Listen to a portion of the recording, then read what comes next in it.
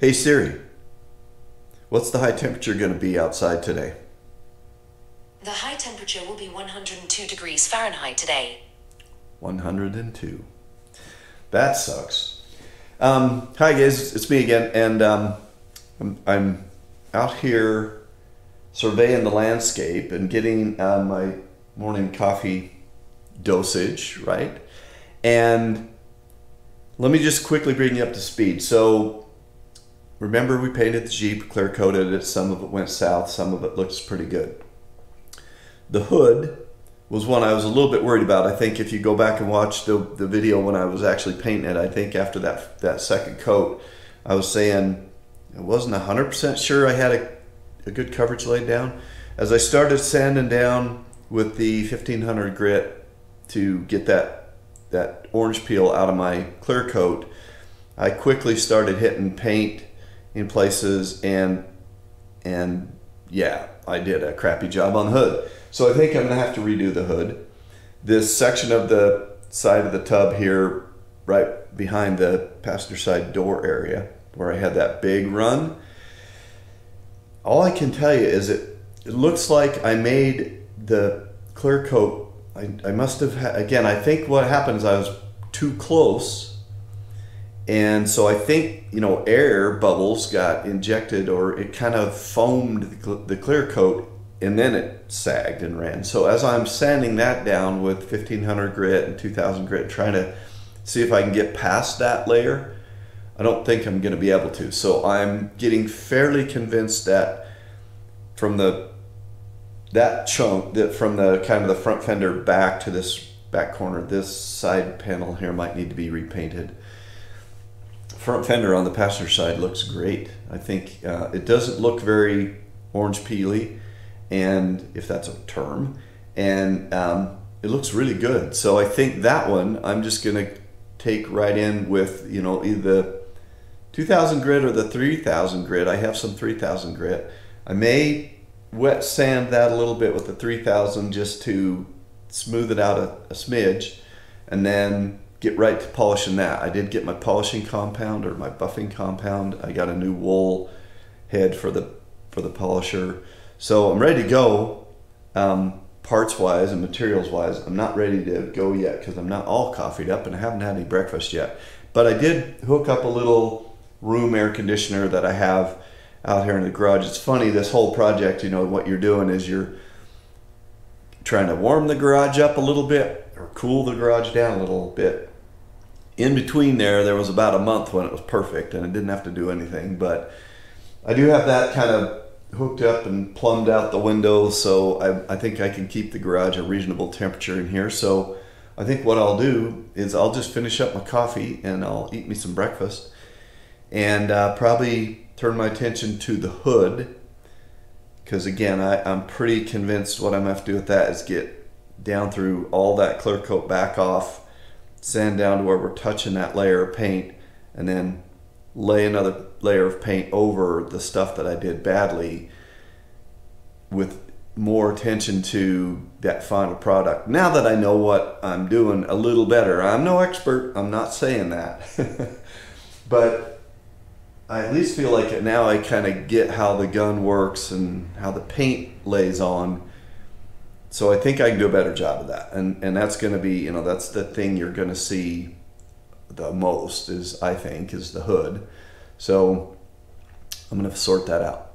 So let's do that. I'll get coffeeed up. Why don't you grab a cup of coffee and let's watch the progress on this thing, shall we?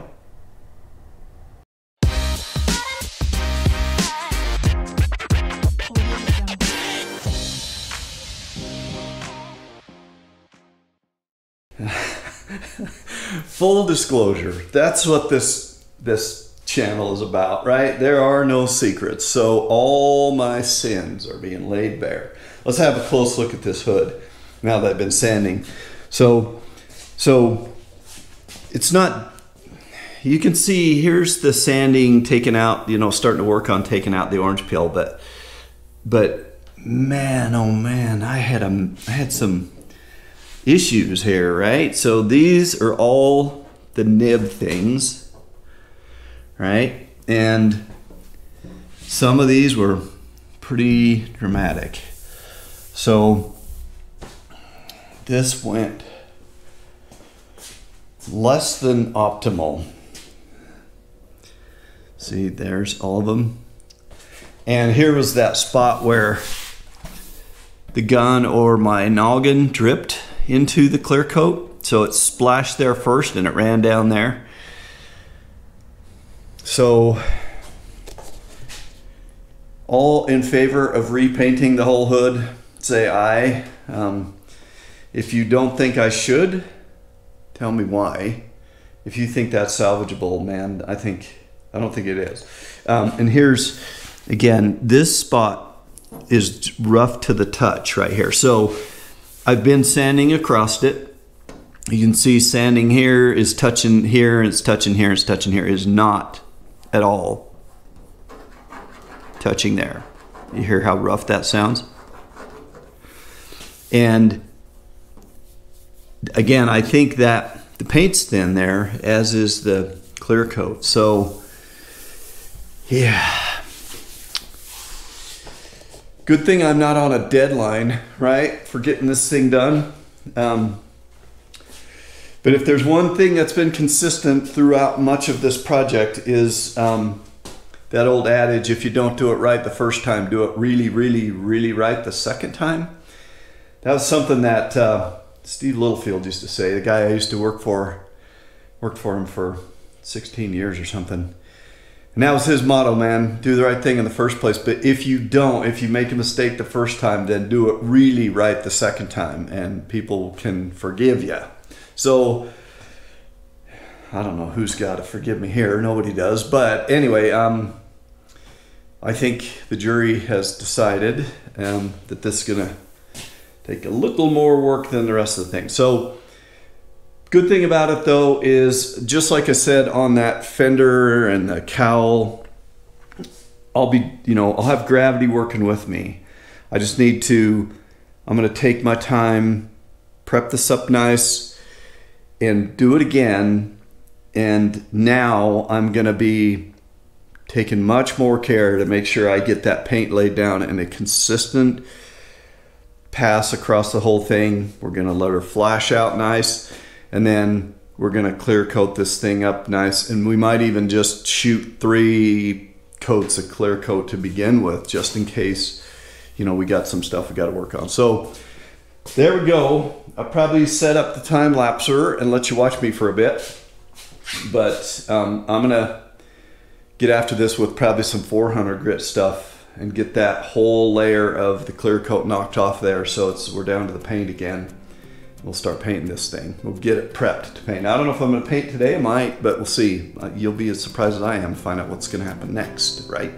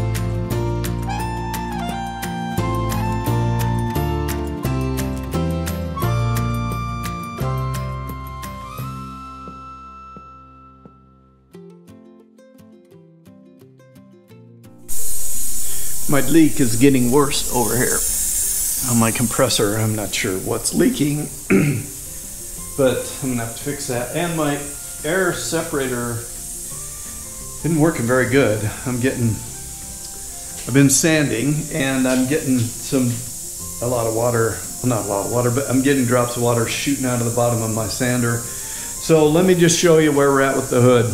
Isn't that a thing of beauty? So I'm pretty sure that once I wipe this down now and wash it off a little bit, I'll be far enough down that I'll be done sanding on it for this pass till the next pass. So what I did is I went and got some more 400 grit stick-on pads for my air sander, and I've been keeping it now. You know, the temptation is just to go throw some 60 grit on there and crank that beast up as fast as it'll go and just burn through all this. But in the back of my mind, I kept telling myself, no, if you're patient, your reward will be out there in the future somewhere. So what I did, I put the 400 grit on and I turned my air sander down to its lowest speed and took my time. And I kept, you know, wiping my pad off, so I tried not to get too many of the little curly cues in there. All my nibs seem to be gone, all my little divots I've sanded down as much as I can. I can still see a couple little tiny ones, but that'll have to fill, you know, with our paint and our clear coat. I took a little hand piece of 400 grit and kind of got in my hard to reach places there. So they've had a pass at least to kind of knock the surface off that clear coat. I think what I'm going to do is I'm going to grab the vacuum rather than just wiping this all off. I'm going to grab the vacuum, try to vacuum all that dust off of there, and then I might take my 2000 grit on my orbital sander, on my electric one that I've been using to kind of work on this other panel, and just give it a pass with that, just to further smooth it out.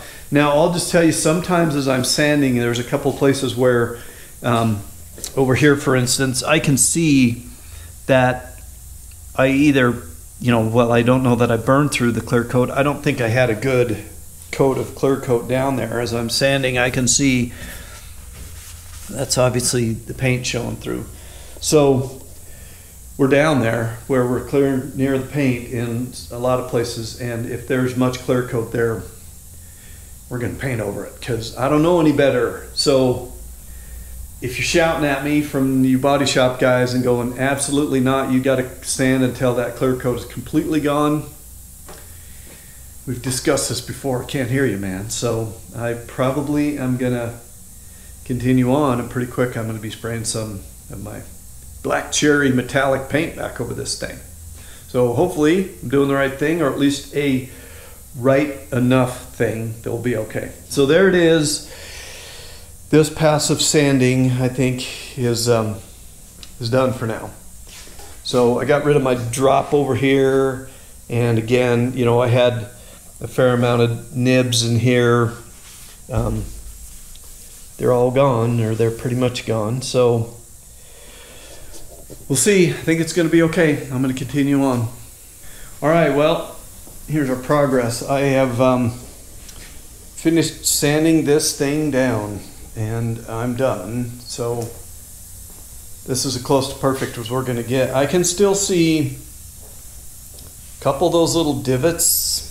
You might be able to see them. They seem to hold a little shiny bit of the clear coat maybe.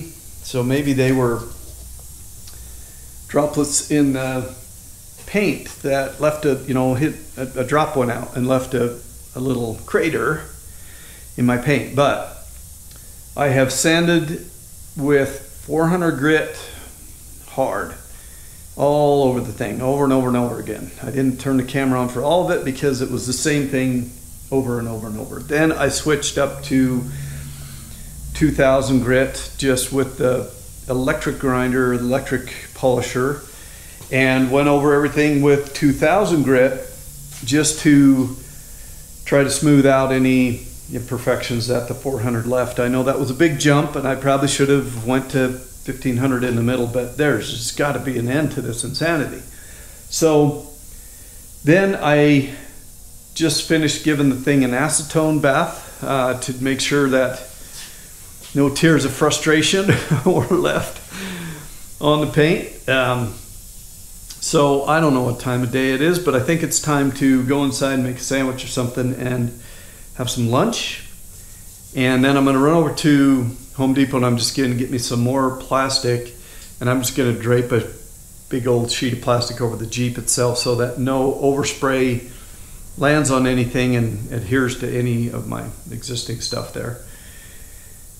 And then assuming it's middle of the day, which I think it is, I will ratchet up my courage and my determination, and I will tape this thing off and go to town with paint and clear coat again. Again, though, just the hood, nothing else. Even though I know I got other pieces that I probably need to do again, I'm not going to do anything but the hood. And here's why. Two thoughts. One is, if I don't know how much paint I have left. I think I'm gonna have tons. But just on the off chance that I start to run low on paint, you know, they say if you get more paint, you're supposed to mix the two. So if I were to have to break down and get me another quart of paint or something, then I would have enough of the old stuff and the new stuff. I could mix the two, and if there was anything that was slightly discolored, it would be the touch-up stuff that I've done, but not maybe the fenders and the hood and the cowl would all be the same, and so the front clip would look really good together, and if there was any differences, you might not notice it because it's down the sides. But we're way, way away from having to worry about that yet. So that's the plan. I'm gonna go grab me something to eat and take a break for a minute, and then I'm gonna come back and do this.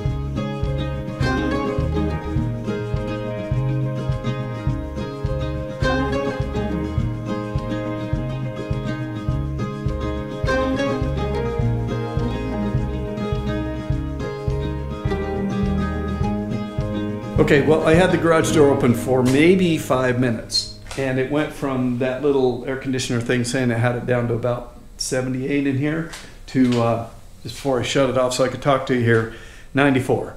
So it's a hot son of a gun. But I feel so much better about this hood now.